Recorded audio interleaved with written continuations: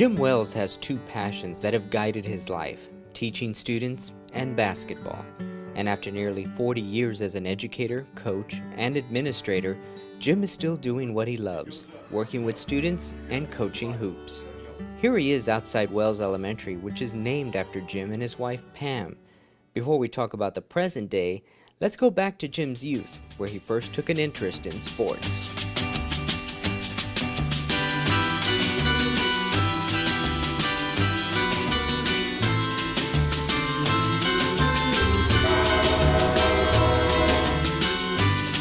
Jim's first taste of sports was baseball as a child, but it was short-lived. I didn't do a household chore, and my father was not happy with me, and so he took my baseball uniform and took it to the coach the day we had a game, and I never played organized baseball again. You know, of course, I learned my lesson. I should have done the chore. It was then that Jim thought about basketball as a new activity because his mother had excelled at the sport for the Plant City High School back during the war years. He wanted to follow in her footsteps, so he diverted his passion for baseball into this new sport.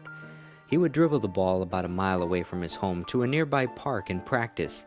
When Jim tried out for the 8th grade team, he was cut. The following year he tried out again, only to be cut once more from the 9th grade team. He began to think he was not good enough for the game. Then a coach took notice of Jimmy, as he was known back then. He saw potential in Jim and approached him. We're going to put you in athletics next year and you're going to play basketball. I thought, wow, okay, it's that easy. Well, it wasn't that easy. But anyway, they put me on the JV, and of course I wasn't very good, but I practiced, and all these guys who were in junior high basketball that, you know, were the football players and all the popular kids and whatever, they played all the way up through. It got to the point to where, you know, I was playing on par with them. Plant City High School was a Central Florida basketball powerhouse. The Planter basketball team made it to the state finals 4 out of 5 years, and Jim's sophomore year, the team won the Class A boys state championship. The following year, through his hard work and with encouragement from his coach Larry Martin, Jim improved his skills enough to move from the junior varsity to become a starter for the defending state champion Planters his junior year. And from there he went to play ball at Florida College on a scholarship. While in college, Jim was a political science major, but it did not seem to be his calling. He then made a beeline to the College of Education at the University of Houston because he realized that his strength was in people. Upon graduating, Jim was hired at Spring Woods Junior High and Spring Branch ISD and coached multiple sports. In 1979, Jim made a switch to another school district, a district that he would call home for the next 3 decades.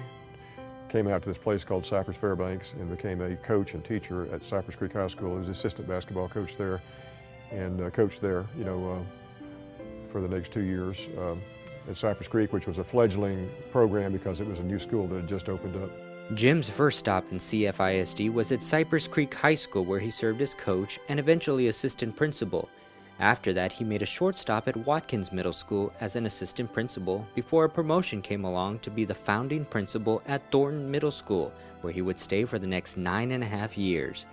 Jim ended his career in CFISD back at Cypress Creek as principal for the next 10 years, retiring in 2012 as the longest tenured principal in Cy Creek's 40-year history. Early on, when Jim was offered an AP spot at Cypress Creek, he was also offered a head coach position at Cy-Fair High School. Basketball being such a huge part of his life, the decision of which path to take was a difficult one.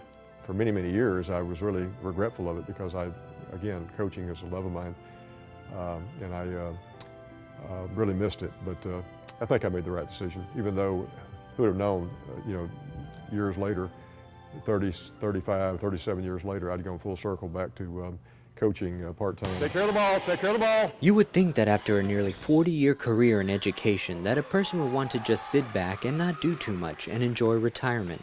Not Jim. He is still very involved with the youth of today as the head coach of Rose Hill Christian's junior high school boys basketball team. He joined Rose Hill Christian School last year as the boys' varsity basketball coach. The ball's over there. What you have to do is literally get your body across him like that or front him. After retirement, Jim felt a longing once again for the interaction with students and being a positive influence and shaping the leaders of tomorrow. And that is what got him back into coaching. It's very time-consuming. It takes a lot of energy and focus and just dedication. Primarily because when I left education, the thing I missed the most were the students. You know, they energize you. You know, these kids that I coach here and work with every day, I work with 30 young men every morning. You know, they're just a blessing. You know, they're really great kids, and they believe and they everything you tell them, and they strive to do everything you ask them to do. They're just really, really very dedicated kids. You did a really good job on him. You did. You know what? He scored those two right there, but that's the only time he scored since the first quarter, I think. I see myself in those kids because, again, at that point when I was this young, clumsy kid who was cut twice from 2 basketball programs and, just didn't seem to fit or belong until later when I had the opportunity to, to prove myself. I live and die by the adage every day that, no one really, truly knows what's inside of you, what potential you have. And every one of us walking around is lurking, success. It's just incumbent upon us to strive for that and hopefully be lucky enough to have people that mentor us and coach us along the way. 37 years in the field of education, Jim was always a coach, not just on the court, but in the classroom and as an administrator. He talks about life with these young athletes, about setting goals, always striving to do the best that they can, accepting outcomes, both good and bad, and being humble in victory. Coaching is all about life. Basketball is just a game, and we use it as basically a platform to teach kids a lot about, dealing with adversity, working together, being able to synergize your efforts for a common goal. As a principal, those same ideals and aspects of coaching players came in handy when working with his staff. I never stopped coaching, even as a principal, you coach people. The whole idea is that it's all about being able to maximize somebody's potential, to maximize their strengths, to minimize their weaknesses, to bring them all together for a common goal. When we go, you'll be first off the bench. I'll get you in there and you'll relieve Wade. There is a tremendous amount of respect that these young players have for their coach, both on and off the court. Coach Wills is he's like a father to me. He tells me he's really hard with me, but sometimes he just praises me for what I do. You got to work hard, and you got to compete with the best to be the best. That respect from players not only stands true with the players Jim coaches today, but in the ones that he coached over 30 years ago. Back at Wells Elementary, Jim and one of his former players from Cypress Creek High School shoot some hoops and talk about the old days. Like this guy right here, he was a beast. He started for me for 2 years on the 2 teams I coached him on, and he was just a workhorse. Moses Malone. He was a Moses Malone of high school basketball. I think all the guys I've coached I can think of have all been successful in some way in something. They pursue their passions, their career interests, and what have you. But again, it's all about life. It's all about problem solving in life. It's about dealing with adversity. How much more adversity can you find in a short period of time, trying to accomplish a goal with a group of, 14, 15, 17, 18-year-olds, and trying to do it within the concept of the game of basketball. Jim was always a good technician. He knows basketball thoroughly. We would learn teamwork, mutual respect. We learned to get along with our teammates and fight through adversity. Jim and Steve have played together in a league and joke around with each other now as teammates. I'm amazed that I'm still playing at my age, and I'm more amazed that he's still playing at his age. Just like his coaching, Jim never stopped playing the game, and upon his retirement in 2012, has played in the Masters Basketball Association in numerous competitions throughout the country against former NBA and college players. I won 2 district championships with these guys. They were pretty good. They actually had Cypress Creek was a brand new school, and we had a lot of athletes, but I think we got our share of athletes in the basketball program. That was obvious that second year. But no, they were a fun group to coach. It's kind of like this group I'm coaching now at Rosehill. This 8th grade group is really special because they're good athletes, but they're just great kids. Jim plans to be involved with Wells Elementary as well by working with these young kids and teaching them some basketball skills. What's going to be really fun about this is that some of these kids at Wells Elementary School, the Explorers, will then go across the median over here, and they'll play basketball over there at the Bridgelands High School. It'll be kind of fun to kind of watch some of these kids do that. Hey, big guy, great job. You're a good player.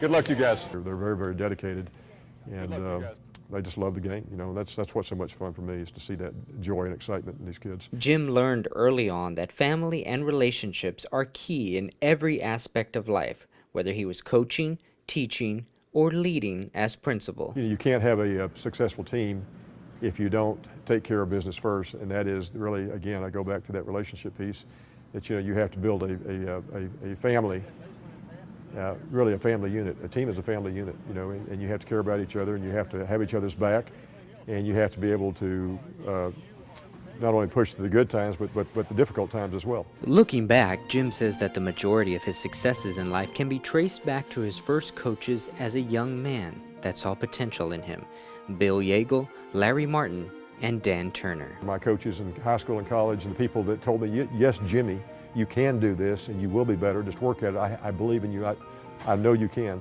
And I did, you know, and it's only because of them that I'm standing here right now talking to you today, because you know, one thing in life leads to another, and there's always some initiating event or person or mentor in your life that has helped you to make that possible. And that is the same type of coach Jim tried to emulate back then and now, teaching more than just the game and setting up young players for a lifetime of success. A bunch of dedicated people who I promise you aren't getting rich doing this, at least not in terms of, in the monetary sense, but when it comes down to the other rewards, they're getting very rich every day, because we show up and we go home.